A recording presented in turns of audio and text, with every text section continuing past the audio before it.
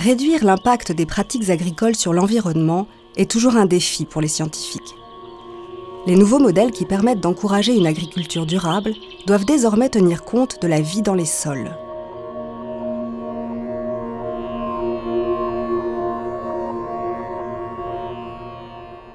Le sol héberge le plus gros réservoir de biodiversité de la planète. On y trouve une faune souvent invisible à l'œil nu, ainsi que des bactéries et champignons. Des organismes mal connus qui pourtant participent à la fabrication du sol et assurent sa vitalité. Il y a un très beau sol. Là. Lydia et Claude Bourguignon observent la faune souterraine depuis plusieurs années. Ça fait partie des parcelles que tu aimes bien. Ça fait partie des parcelles qui sont à découvrir. Sur ce terrain viticole, leur laboratoire va déterminer le nombre et la diversité de la faune présente. Elle a un parfum magnifique, cette terre. Ce sont des actinomycètes qui produisent une substance qu'on appelle la géosmine. Donc géo à la terre et smine, le parfum de la terre. Quand une terre qui sent bon, pour nous, c'est tout de suite un très très bon signe. C'est qu'il y a une activité. On sait que s'il y a des actinomycètes, il y aura une activité biologique. On va pouvoir la mesurer au laboratoire.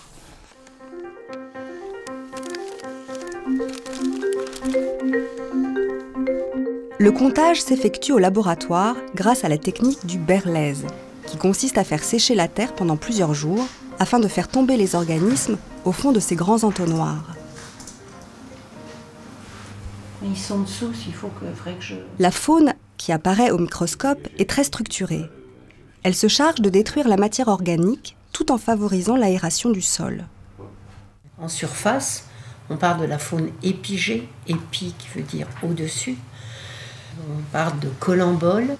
Alors les colamboles, ils vont manger les parties très très fines, l'herbe, les parties tendres de la végétation. Les acariens vont se nourrir plus des nervures, des choses un peu plus dures. Et puis après, on a les micro-arthropodes, c'est-à-dire on va parler du mille-pattes. Et ça, ils vont manger des choses encore de plus en plus dures.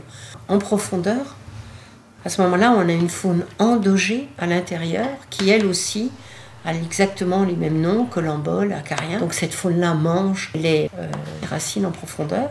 Et donc elle est vraiment très, très souterraine. Bon, on peut en trouver à 50 cm, mais on peut en trouver beaucoup plus loin, à 1 mètre. Ça, c'est une faune qui est très très peu connue parce qu'il faut aller aller la chercher. Et puis on a une autre faune qui fait le lien, c'est les vers de terre. Et eux vont brasser, le sol et vont générer du sol parce qu'en profondeur, ils vont aller récupérer les argiles. En surface, on a la matière organique et à l'intérieur de leur estomac, ils ont une glande qui va permettre, en brassant, de faire ce qu'on appelle le complexe argilo-humique qu'est la terre. Présente par millions au mètre carré, la faune n'est pourtant qu'une partie de la biodiversité souterraine. À ses côtés vivent des micro-organismes, composés de bactéries et champignons, dont l'importance est encore plus grande. Ils sont maintenant minutieusement observés par l'unité d'agroécologie de l'INRA Dijon. Ce sont eux, principalement, qui vont dégrader la matière organique du sol en matière minérale. Et donc, si on n'a pas cette dégradation de matière organique en matière minérale, on n'a pas de fertilité biologique dans le sol, puisque les plantes, elles, ne sont capables que de se nourrir à partir d'éléments minéraux.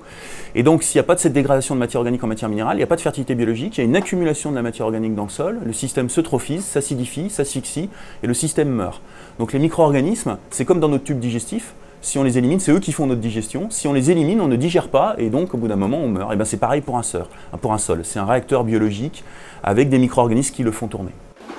Pour mieux connaître l'activité de ces micro-organismes, l'unité s'est dotée d'une plateforme unique, Génosol, qui analyse les sols sur l'ensemble du territoire. Au cœur de ce dispositif, un conservatoire de plus de 8000 échantillons de sol. On a développé des techniques de biologie moléculaire où on n'étudie plus les individus que l'on met en culture, mais on étudie leurs séquences génétiques, leurs marqueurs génétiques, et donc on extrait l'ADN du sol, généralement de 1 gramme de sol.